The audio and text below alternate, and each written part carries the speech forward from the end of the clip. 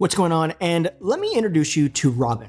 Now, Robin sent me an email and asking about some potential mistakes that might be happening with her hair. And so what I'm gonna do in this video is walk you through what those potential mistakes are, and more importantly, kind of how she could address those concerns so that Robin can get a more youthful look. That is what we're going to get into right now. Okay, before I dive into the actual mistakes, I wanna first read the email that Robin sent because this email does guide a lot of my suggestions. The email says, I am due for a root touch-up. When I get my hair colored, I do roots and have them do a gloss with the color added to it for some shine. All one color, no highlights or lowlights. I'm at a loss. My hair has changed significantly due to autoimmune issues related to thyroid. My hair has thinned dramatically, is unmanageable, doesn't style as it once did. I don't even recognize myself in the mirror anymore. My hair has always been my one attribute that made me feel confident. Okay, first of all, Robin, I don't think that you are alone in this concern. I think this is something that happens a lot. So I definitely want to say thank you for putting this out there so that we can kind of talk about this all today. Okay, so let's dive into mistakes. The first mistake is simply that there's really no layering going on in the front. And the concern with this is that if you look at Robin's face shape, it's a little bit more on the rectangular side. And the lack of layering in the front is adding a little bit more of the overall rectangular shape. But also, if you pull Robin's hair back, you notice that she has beautiful cheek structure and just overall bone structure. The lack of layering in the front is just doing nothing to accentuate any of that. Mistake number 2 is just kind of the lack of layering in general throughout the back of the shape as well.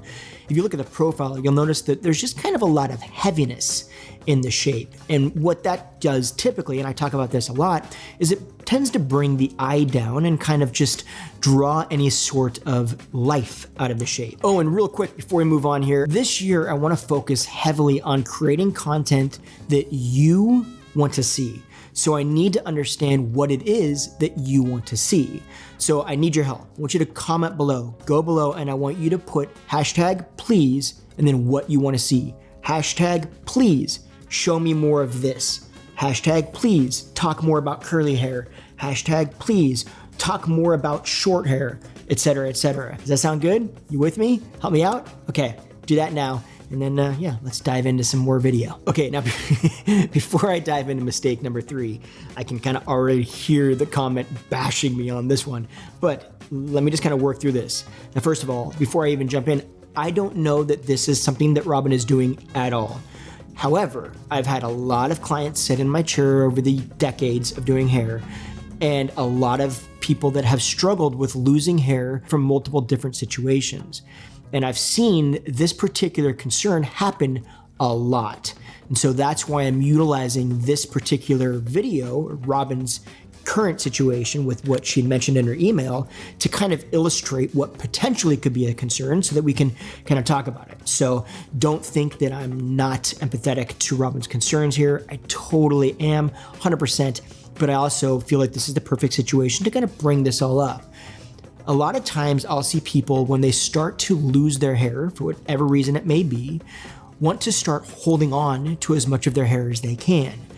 And I think that a lot of this stems from the desire to be able to control some aspect of what's going on with their hair. Since they can't control the ability to have it thicken back up or how fast it thins, what they can control is how much they take away when they get it cut. So a lot of times they'll hold their hair physically in a ponytail, and the amount of hair they feel is what makes them feel like their hair is thicker or thinner, which makes sense, right? But many times what I see though is people will hold on to that hair for the purpose of it feeling thicker, not recognizing that actually layering that hair, taking some of that bulk out, and creating more volume and lift in certain areas can actually create the illusion of more density. The question you have to ask yourself is it more important that my hair look thicker when it's down and styled, or that it feels physically thicker when I have it in a ponytail or when I'm running my hands through the ends? This is gonna be 100% based on what makes you feel the most comfortable.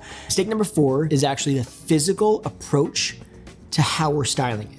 What I would suggest, this is when I'm gonna hear it, is I would suggest using a flat iron.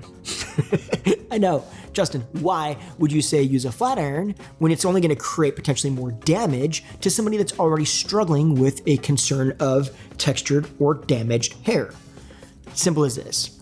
A flat iron will smooth your hair out in a way that just simply nothing else can. A flat iron will deliver heat from both sides, meaning that the entirety of each hair going through that iron is heated the exact same amount, and therefore it's going to smooth that cuticle out in a much more efficient and effective manner. Now, what that's going to create in Robin's situation is a smoother overall polished feel. If you remember the email that Robin sent, it said, I don't even recognize myself anymore, my hair is unmanageable, and it used to be one of the things that made her feel the most confident. So to me, if it's simply a matter of adding a tiny bit of damage that is going to be smoothed out by the flat iron, so you'll really never even see that damage, that's all it's gonna take to get back the confidence that she's lacking right now. That to me is a small price to pay, and I feel that it is a worthwhile price to pay. Before we dive into the suggestions and actually show you what this would all look like, take a quick second just to kind of say two things. One, I actually already did film this video last week.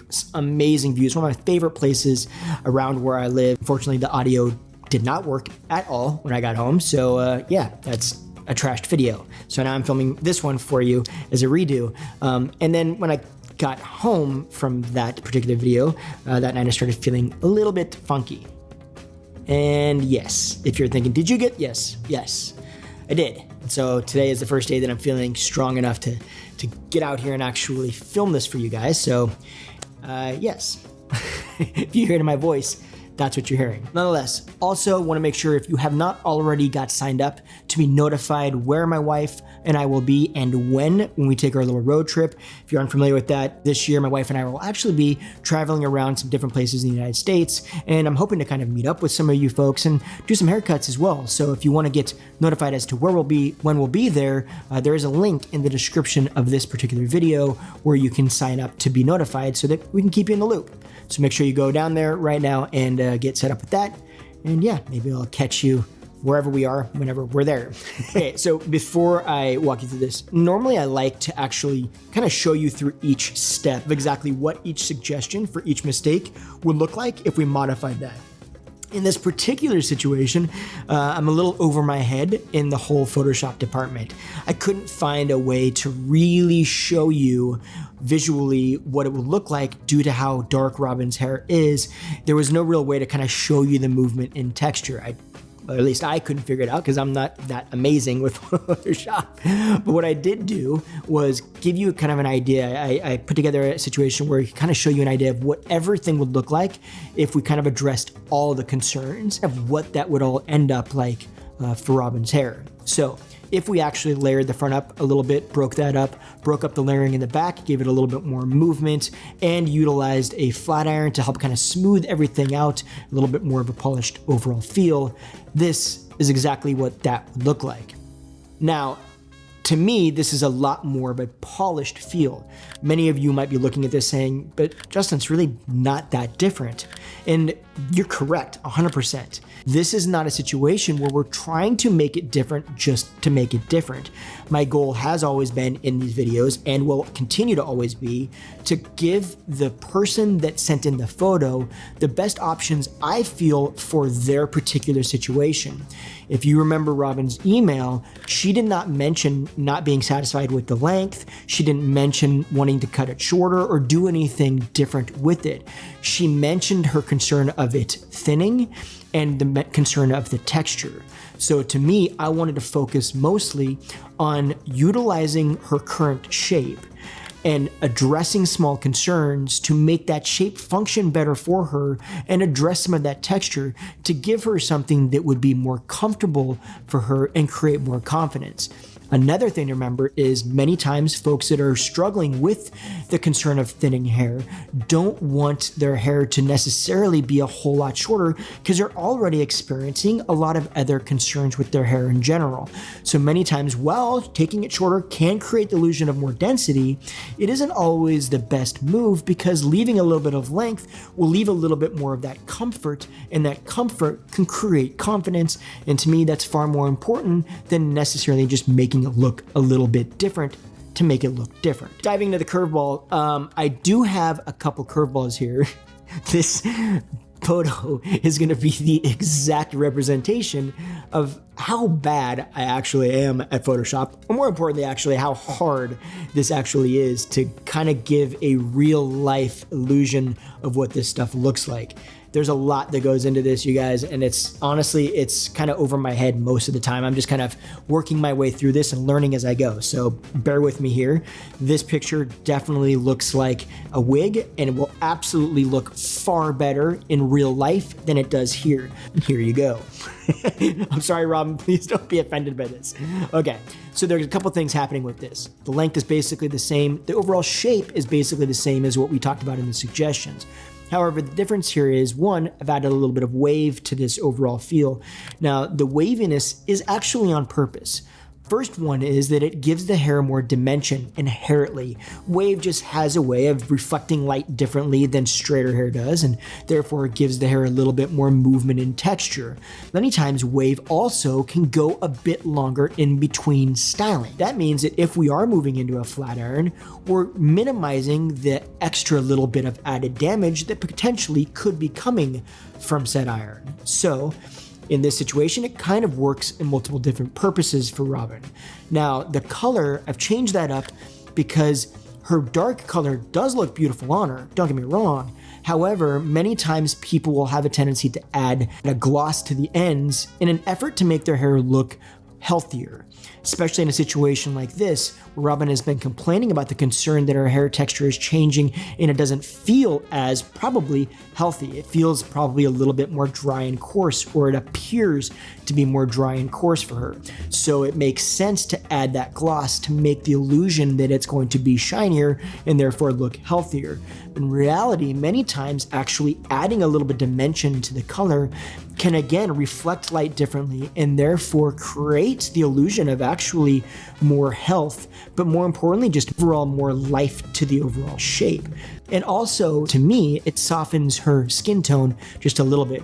Now again, it's really hard to see this in this photo because lighting on the hair that we're trying to put on Robin for the overall look is different than the photo that Robin took and the lighting there, so they don't really match, and it's impossible to change that. So it's really hard to kind of give you a solid impact of to what this would look like. You'll just have to trust me that in real life, adding some dimension in here would be a really beautiful move. I can tell you right now, in this situation, if you're just adding some highlights internally underneath, just to give it some dimension, you're not talking about a lot of extra maintenance. You are talking about something that you could do one time and potentially not even retouch for 6 to 8 months and just let it grow. Can you make it a lot of maintenance? Yeah, if you want to, but it does not inherently have to be. So just keep that in mind, that this is something that can be done without requiring a ton of upkeep. Now, with all that said, I am always curious to know what you think. So what do you think? Am I off base? I could be. Again, I don't think so, but hey, prove me wrong.